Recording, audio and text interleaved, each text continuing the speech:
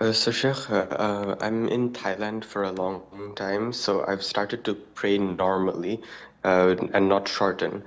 So I was in a mall yesterday and I went to the prayer room to pray Maghrib, and there was a first Jama'ah and the prayer room was full, so me and a lot of other people were waiting outside.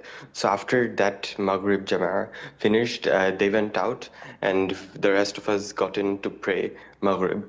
But the Imam, he was a traveler and he said that he was going to lead Isha shortened.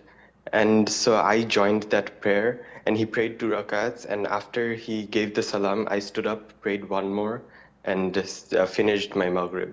So was the prayer valid or should I repeat it now? The prayer was 100% valid. You did the right thing by praying behind him, and after giving salam, you stood up to finish your third rak'ah of Maghrib. 100% valid and correct.